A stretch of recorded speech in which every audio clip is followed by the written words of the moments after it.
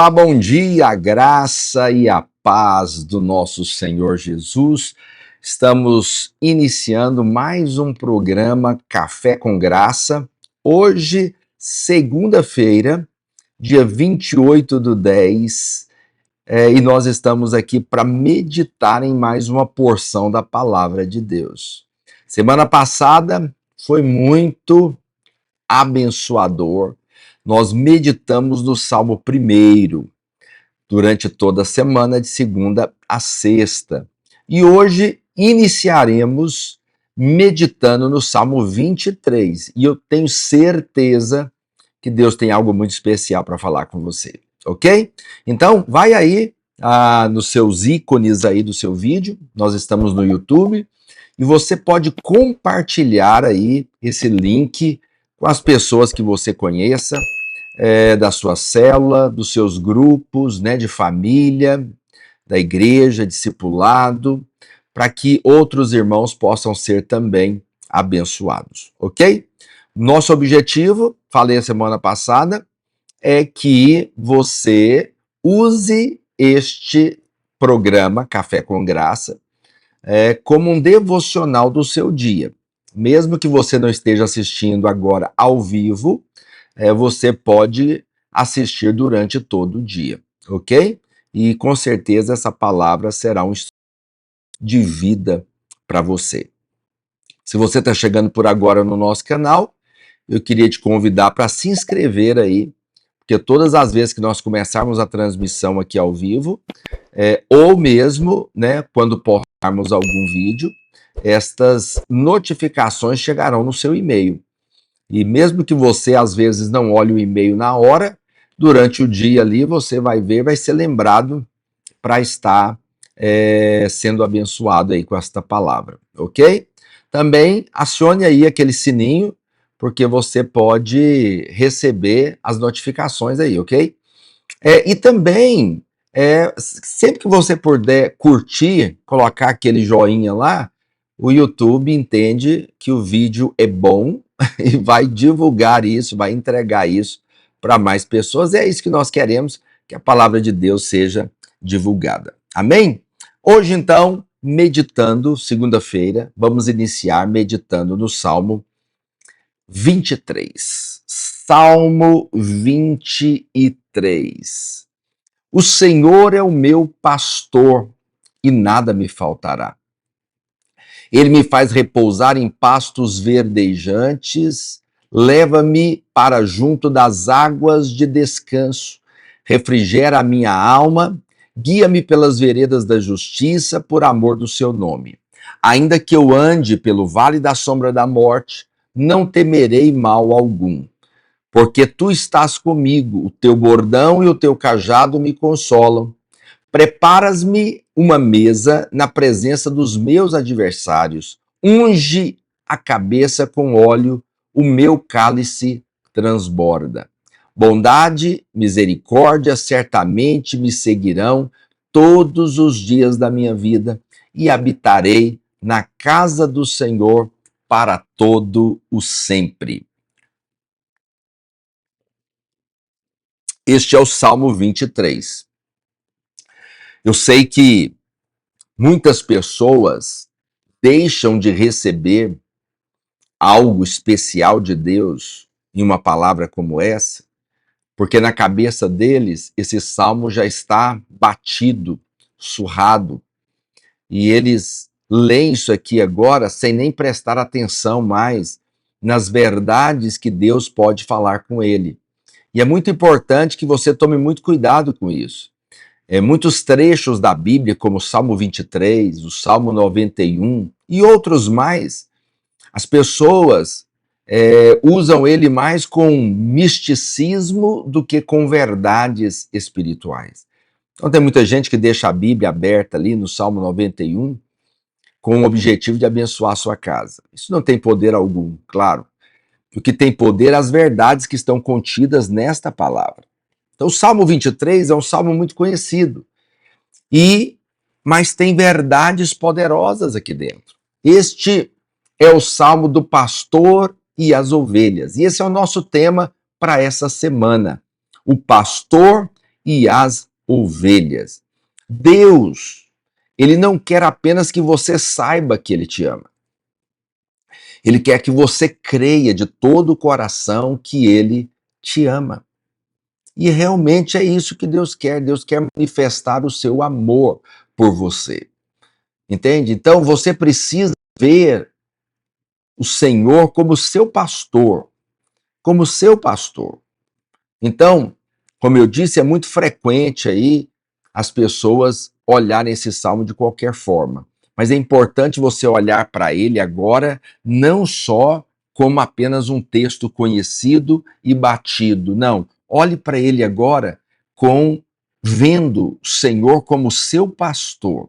Porque essa ilustração na Bíblia, ela é muito comum, mais do que você imagina. Há muitas ilustrações na Bíblia que demonstram Deus, mas do pastor e da ovelha são as mais evidenciadas na palavra de Deus. Então, em alguns momentos, a Bíblia vai mostrar o Senhor como águia, né? Mas é uma vez. Você vê que Jesus chega diante de Jerusalém e ele usa a expressão: ó Jerusalém, Jerusalém, que mata os profetas, como eu queria agasalhar vocês como a galinha. Então, é uma ilustração, né? Mas é uma vez também. O dono da vinha aparece na Bíblia uma vez. O Senhor e os seus servos também aparece, mas não tanto quanto a imagem do pastor e as suas ovelhas. Essa imagem é muito difundida, aparece várias vezes na palavra de Deus, e quando eu começar a ler os textos aqui, você vai ficar abismado de ver o quanto esta figura, esta imagem é disseminada na palavra de Deus. Entende? Então eu quero que você veja agora o Senhor como seu pastor. Quando você olha para as ovelhas, você sabe que tem um pastor perto. Então, quando você, se caso isso acontecer com você chegar num restaurante e aí tá tudo cheio de mesas e eles vão colocando você assim mais pro fundo porque tá tudo lotado. E ao sentar mais pro fundo, você percebe que tem ratos ali na parte do fundo do restaurante. Que coisa, hein? Eu te pergunto, ao ver os ratos, você pensa, o dono desse restaurante é um criador de ratos. Ele cuida desses ratos. Você não pensa isso. Você possivelmente vai levantar desse restaurante e nunca mais vai voltar lá. Compreende? Por quê? Porque é assim que é. Mas, se você vai em Israel ou países onde ainda tem essa cultura de cuidar de ovelhas, você vai perceber que sempre que você vê as ovelhas, você vai perceber que tem um pastor ali do lado, um pastor perto, cuidando dessas ovelhas. Por quê? Porque essa figura, ela é uma figura, essa imagem do pastor e as ovelhas, é uma imagem bonita na palavra de Deus. Bonita. Bonita e também forte de ser entendida, compreendida e com verdades espirituais muito fortes. Então, ovelhas têm as suas peculiaridades. Cabras são independentes. Ovelhas são totalmente dependentes do pastor. Mas as cabras são independentes. Elas pulam de penhasco, elas caem, entende? Se orgulham disso. Mas ovelhas não. Dizem aí que ovelha é burra. Ovelha é burra. Né? O cabrito, ele é, como eu disse para você, independente, ele segue caminhos diferentes, ele pula de penhascos, sobe penhascos. Mas deixa eu te dizer algo para você. Eu prefiro ser uma ovelha burra e seguir o Senhor e ser abençoado pelo Senhor do que ser uma cabra independente que pula de penhascos e morre. Compreende o que eu estou dizendo? E eu vou te dizer mais para você. Você não precisa ser inteligente para ser abençoado. Você precisa seguir o Senhor para ser abençoado. É só segui-lo. Se você seguir, você vai ser abençoado. O mundo tem pregado que você tem que ser uma pessoa muito inteligente, de uma inteligência extraordinária. Mas não é isso que eu vejo na palavra de Deus. Na palavra de Deus você pode ser muito abençoado sem essa inteligência toda. Na realidade, o que Deus tem não é inteligência para nós, o que Deus tem é sabedoria. Sabedoria. Sabedoria é algo poderoso na palavra de Deus. Poderoso. E Ele é o nosso pastor, e Ele nos dá sabedoria. Entende?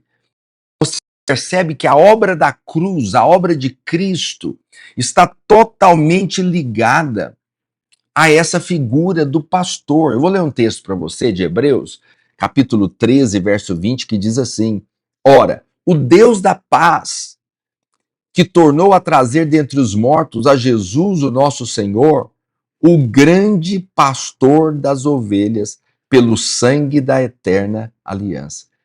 Então você percebe que quando o Senhor vai falar aqui que Deus trouxe Jesus dentre os mortos, ele fala, ele faz referência que Jesus, que veio dentre os mortos, é o grande pastor das ovelhas. O grande pastor das ovelhas, né? Pelo sangue da eterna aliança. Então, tá ligado à obra da cruz com o grande pastor das ovelhas. Por quê? Porque o Senhor nos amou de tal forma como ovelhas que deu a sua vida por nós. Deu a sua vida por nós. E eu vou te falar mais. A obra da cruz está ligada com cura, que está ligada com essa figura do pastor e da ovelha. Tudo isso aqui eu estou falando para a gente entrar no Salmo 23. Mas é muito importante você perceber isso. Lá em 1 Pedro, capítulo 2, verso 24, o Senhor diz assim: carregando ele mesmo em seu corpo, sobre o madeiro, os nossos pecados, para que nós, mortos para os pecados, vivamos para a justiça.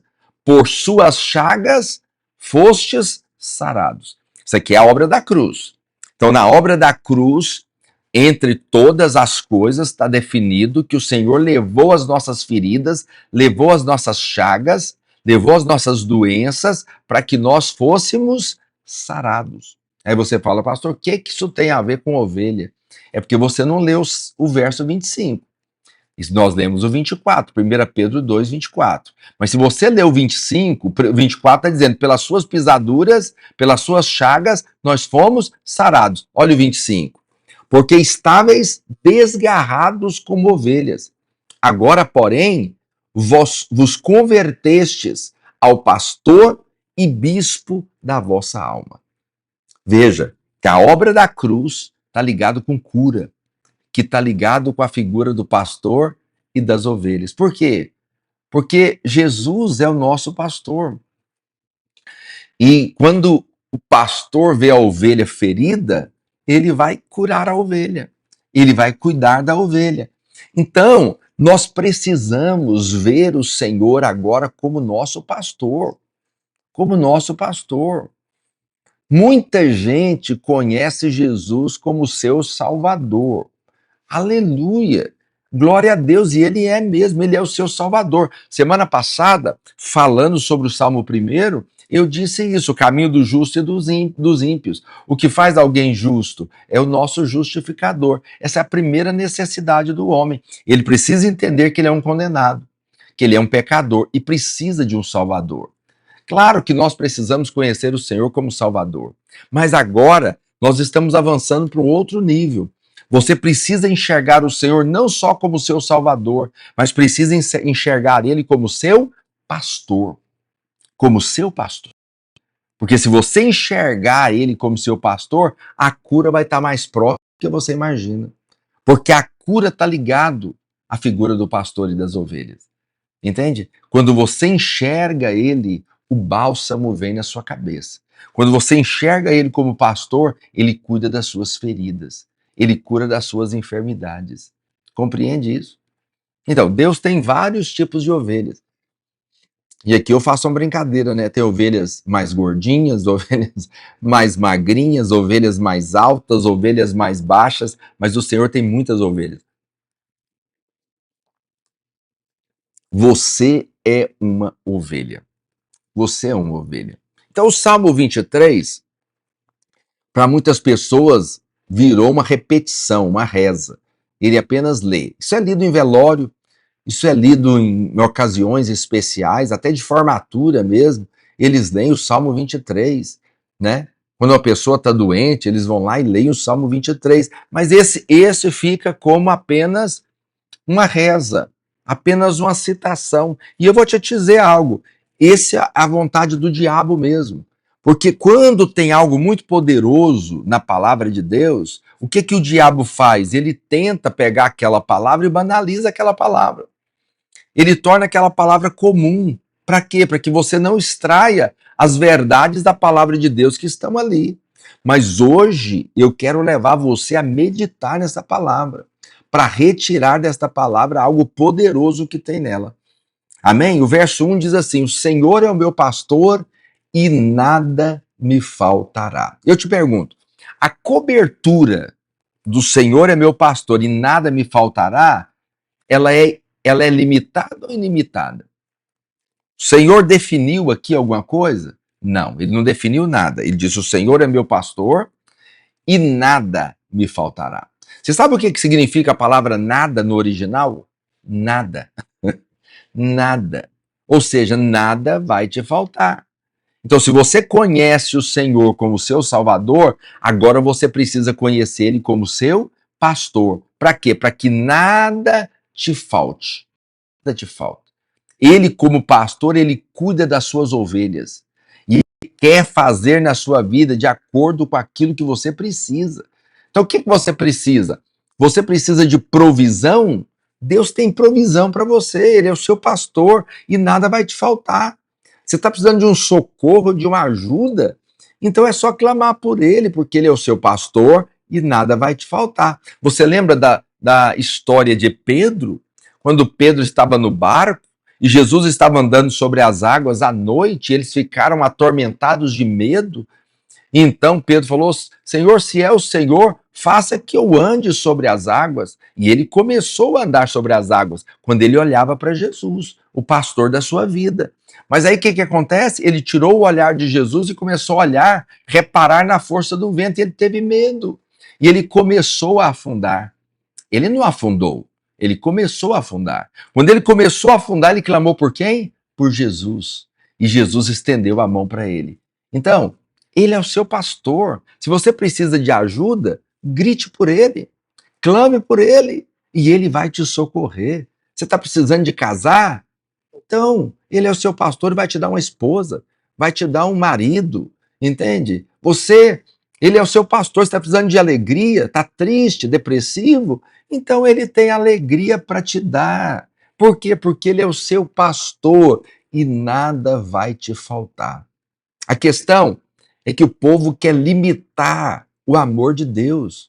Eles querem limitar o amor de Deus e querem limitar o poder de Deus. Mas você não pode fazer isso. Ele é o seu pastor e nada vai te faltar.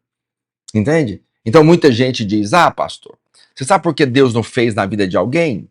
É porque o que ela está pedindo não é necessidade. O Senhor prometeu suprir as suas necessidades. Tá bom. Isso está lá em Filipenses capítulo 4, verso 19. E o meu Deus, segundo a sua riqueza em glória, há de suprir em Cristo Jesus cada uma das vossas necessidades. É verdade.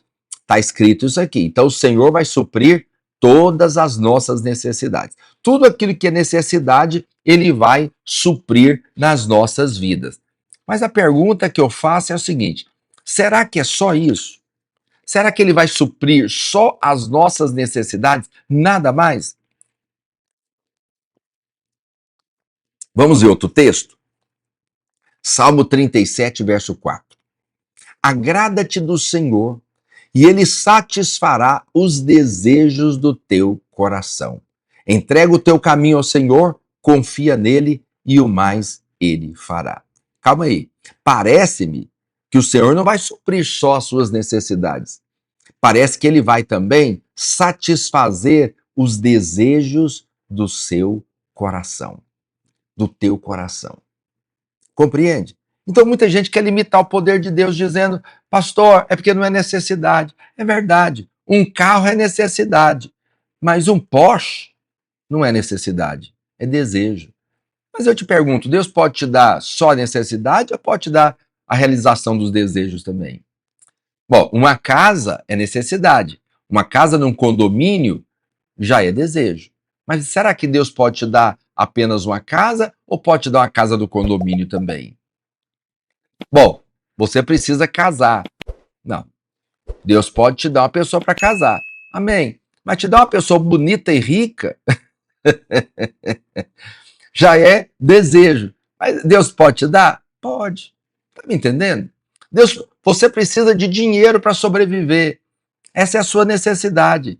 Mas será que Deus não pode te dar dinheiro que sobra para você tirar férias, para você comprar, investir, para você ter retorno depois? Claro que pode.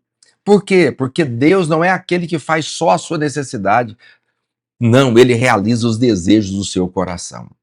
Então, ele é o seu pastor e nada vai te faltar. Mas para que nada te falte, a primeira coisa que ele quer que você faça para desfrutar de tudo aquilo que ele vai te dar é descansar. Se você não tiver descansado, ele não pode fazer na sua vida. Você precisa descansar. Então, assim, ele me faz repousar, descansar em pastos verdejantes. Leva-me para junto das águas de descanso. Então, Deus quer que você descanse. Deus quer que você descanse. Esse é um propósito. Se você quer o suprimento de Deus, precisa aprender a descansar. Entende? Então, quando você descansar, porque tem muita gente que é estressado, né? E fala, o que eu vou fazer na igreja? O que eu vou fazer? Qual que é a área que eu vou trabalhar? Em que eu posso servir? E não sei o quê. O que vocês podem me dizer? Se você descansa em Deus, Ele vai falar para você qual que é o seu trabalho na vinha. Compreende? O que eu vou fazer da minha vida? O que vai ser do meu futuro? O que eu vou definir a minha vida? Que tipo de profissão eu vou ter? Se você descansa em Deus, Ele vai te guiar no lugar certo. Compreende o que eu estou dizendo? Quando você descansa, Ele vai falar se você tem um ministério para ser pastor, se você vai ser um líder, se você vai ser aquele que vai fazer dinheiro e vai abençoar o reino de Deus. Mas veja, você precisa descansar. Qual que é o meu trabalho aqui como pastor? Meu trabalho como pastor aqui é ensinar você a descansar, ensinar você a deitar e saber que o Senhor vai conduzir você, vai abençoar você. Mas tem muita gente que não está descansando. Ele não consegue descansar, ele não consegue ter uma vida com Deus. Então você percebe, por exemplo, muita gente que é na correria. Ele entra no carro, ele coloca até uma pregação ali para ouvir. Ele coloca uma música. A mulher chega em casa, vai fazer almoço, coloca uma música, uma palavra de um pastor para tocar. Isso é bênção? É, eu também faço isso. Mas a questão é, não pode ser só isso. Você precisa aprender a descansar, deitar em pastos verdejantes, entende? As águas de descanso. Você precisa aprender a deitar aos pés do Senhor, como Maria fez. Então tem muita gente agitado demais, como Marta. Veja, Jesus entrou na casa de Marta e Maria e, ao chegar ali, sentou numa cadeira e Marta foi fazer comida. Ok. Maria sentou aos pés do Senhor. Agora, eu quero que você entenda algo. Ambas estavam ouvindo os ensinamentos de Jesus. Marta estava ouvindo também. Maria, a diferença é o seguinte: Maria estava aos pés, deitada aos pés do Senhor, ouvindo os seus ensinamentos. Enquanto Marta estava na cozinha, atarefada em muitos afazeres, mas também estava ouvindo. E o Senhor disse o quê? Marta, Marta. Todas as vezes que o Senhor quer evidenciar algo na sua vida, ele chama o seu nome duas vezes. Samuel, Samuel. Marta, Marta. Saulo, Saulo. E o Senhor então fala para Marta: Marta, Marta, andas inquietas e te preocupa com muita coisa. Mas eis que pouco é necessário, na realidade, uma só. O Senhor falou: Maria escolheu a melhor parte. E isso aqui nunca pode ser tirado dela. Então, muita gente hoje anda na correria, Mas você deveria tirar um tempo para você parar, descansar na presença de Deus, ler a palavra, pegar um texto, ler ele pelo menos umas 3 vezes, deixar Deus falar com você, colocar suas causas na presença do Senhor, para que você saia então para a batalha do seu dia. Mas aí você sai com aquela palavra no coração, você sai descansado, entende? Mas muitas pessoas, eles acordam de manhã e saem para a batalha sem buscar em Deus, sem depender de Deus, sem saber que o Senhor é o seu pastor e que nada vai te faltar. Nada vai te faltar. Então é importante você entender que Ele é o seu pastor e que você, se você não aprender a descansar, você não vai provar daquilo que Ele tem para você. Eu vou te falar, se você é ovelha, pasto é algo bom para você. A Bíblia diz que ele te faz repousar em pastos verdejantes. É como se o texto estivesse dizendo, ele te faz descansar no meio da comida. Mas eu vou traduzir melhor ainda. Ele faz você deitar no meio da provisão. Quando você descansa, você deita em cima da provisão. Quando você está inquieta, você está longe da provisão. Mas quando você aprende a descansar, você deita ali no meio da provisão. Você quer um negócio mais poderoso do que esse? Aqueles que descansam. Você tem que fazer disso uma frase do seu Instagram. Aqueles que descansam em Deus, descansam no meio da provisão. Descansar em pastos verdejantes é descansar no meio da comida, no meio da provisão. Então, toda vez que você descansar, vai ter alimento para você. Mas toda vez que você estiver estressado, o Senhor vai dizer para você: Marta, Marta, andas inquietas e te preocupa com muita coisa, mas pouco é necessário. Deita no meio da provisão, descansa no meio da provisão. Deixa eu mostrar que eu sou Deus na sua vida. Entende? Esse verde aqui fala pastos verdejantes. Esse verdejantes aqui é broto, é renovo. É como se estivesse brotando uma grama nova, entende? Não é um feno seco, mas uma grama nova, verde. Isso aqui aponta para a nova aliança, entende? A velha aliança é seca, é um feno seco, mas a nova aliança é um broto, porque a nova aliança é Cristo. Isaías diz o seguinte, Isaías 11:1, do trono de Jessé sairá um rebento, e das suas raízes um renovo. Repousará sobre ele o Espírito do Senhor, o Espírito de sabedoria, o Espírito de entendimento, o Espírito de conselho, o Espírito de fortaleza, o Espírito de conhecimento e o Espírito do temor do Senhor. 7 Espíritos de Deus, para mostrar completude. Então, o que é os pastos verdejantes? É os pastos de brotos novos, entende? Apontando para a nova aliança, apontando para Cristo. Ele é o renovo, o broto, o renovo das raízes, entende? Ele veio do tronco de Jessé, ele é o renovo, a planta nova, a nova aliança. Então, nele tem alimento fresco para você.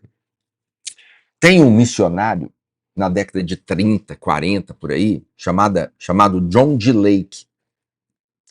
John D. Lake era canadense, americanizado também, mas canadense, e ele foi para a África, ele ficou 5 anos na África.